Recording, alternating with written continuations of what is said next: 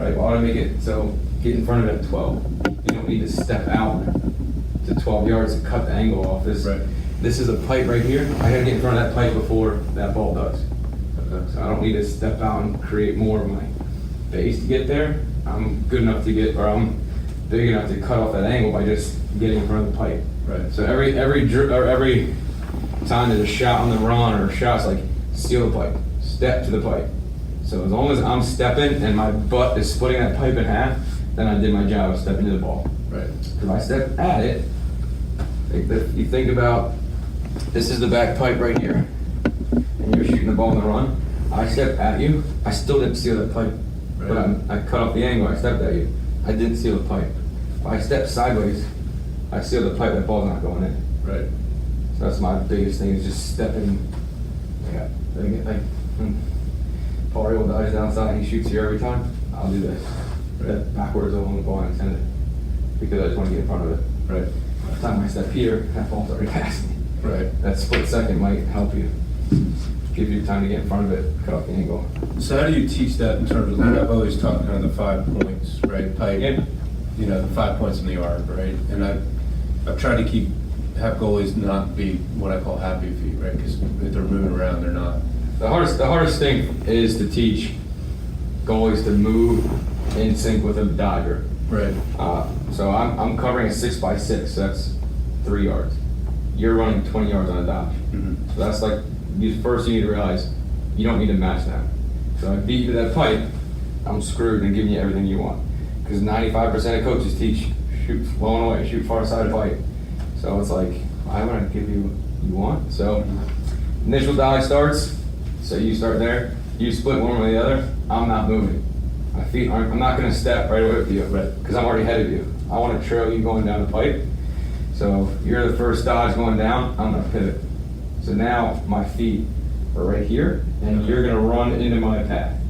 Like if I could just shoot flashlights off my cleats just to show, Right. that would be perfect to show like the quarterback passing vision of like the Madden pocket the QB vision, because this is what I want to do. And then I don't get, this is the pipe here, I don't take another step until you cross my foot, which is right there. Right. Because you're shooting and you're gonna run 5-6 yards and I'm just gonna stand still.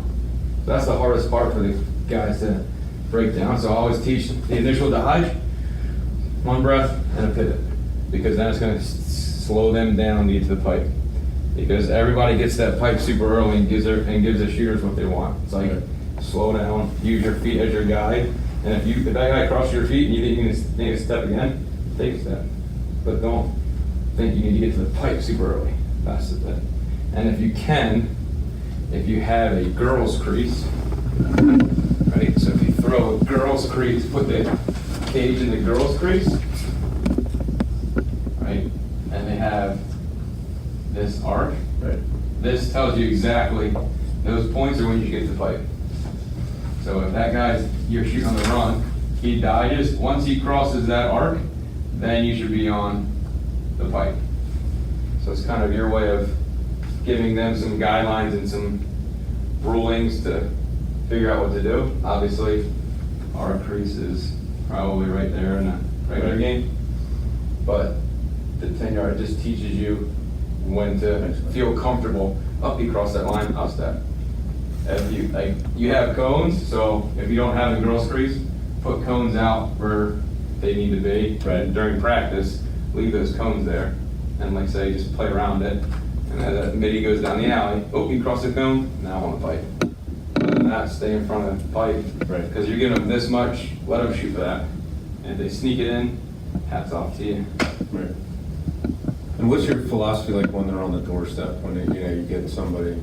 It's going to change at each level. Right. And it's honestly, dive right now, it's going to change. Like luckily, I've played in the last 9 years with the dive. Everything I do is just protect that goal line extended. The more I step out at the shooter, the more it opens up behind me.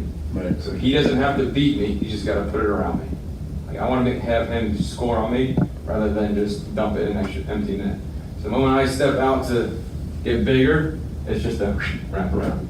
So that's why younger kids is harder because they want to step out and hit, and you're taught match stick on stick. Right. So I'm gonna hold my ground, wherever your stick goes, I'm gonna match it with mine, but I'm gonna try to play goal line extended, keep my heels back as much as possible, especially with the new dive rule, with them diving across the cage. If I step out, I'm giving them the whole mouth of the cage to shoot it. So just hold back and kind of just take up like a hockey goalie, take up that middle of the cage as much as possible. So that's gonna be something new to a lot of kids now, and the more you step out, the more you're gonna get hurt. So I think being big and covering the 6x6 as much as possible, Yeah. but the moment he steps out, there's that air pockets behind you, so I call it negative space. Right. That they can just, oh, you're gonna come step out, and I can just use my 3 feet or my shaft to shoot around you. So play flat, stay close to the goal line at all times and go away from the It's arc. more like a hockey style. Right. Stay in that pipe and play it and force them to shoot to that far side one. Now I know you're kind of going there. Stick position, I've seen a lot of goalies now are playing with what I think of as like a much more vertical stick than. So I'm not a math teacher, but we gotta be efficient in everything we do. Right. And if I get my stance and I'm here, off stick side is, this is 180, this is 270. That's far to go. Yeah. So I start here at like 2 and like 2 o'clock. Right. So it's here, so that's 180. Yeah. Because plays like this, Uh-huh. his hands are all the way over here. It takes him forever to get here. Right. So why not just start like this? Your stick's already top vertical. Right. You can cover here, no problem. And then you're gonna cut through the clock to get there. So I don't like vertical because here's 180, here's 270. Right. Too far. I think with the hands, like I would say right up your ear hole and your belly button. Right here and right there. Because your bottom hand being in the middle can control everything and get in there. Not too far apart where you can't reach and be unflexible. Not too close where you have no reach.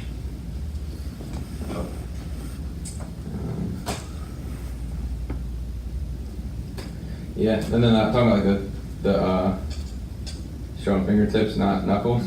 I sometimes just teach it to pizza delivery boy, and then drop it forward and catch it with your fingertips. And soft hands, the tighter you grip your stick, the less flexible you get. I literally hold it like this. Put a piece of tape in. This is actually my Goalie hands, and this piece of tape just came off. But like, I put a piece of tape here and I actually hold it. I'm shorter, so I hold it here. Because if I have a bad habit, if I lunge, I'm covering 5'8" now.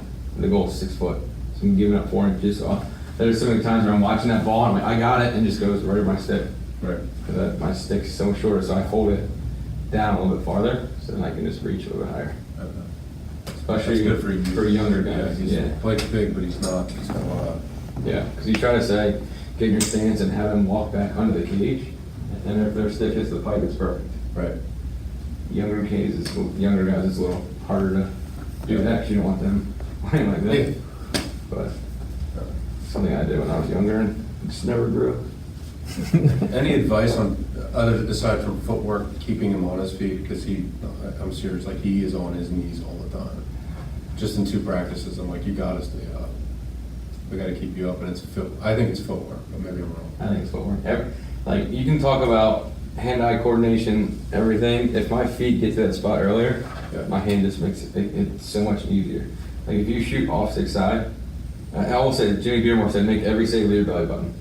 So if you shoot off stick side, if I can get my feet there, and my belly button in front of it, I'm catching it with my stick here. Right. I don't have to worry about coming under and reaching over.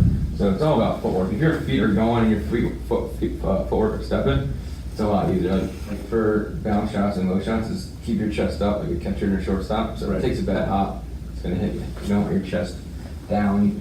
And if you're gonna bend your knees, don't bend your waist because this is a lot harder to get back up. Right. Than if you squat down, squat up. Duck walks I think are great for a goalie. Okay. The best 2 workouts for a goalie are lunges and duck walks.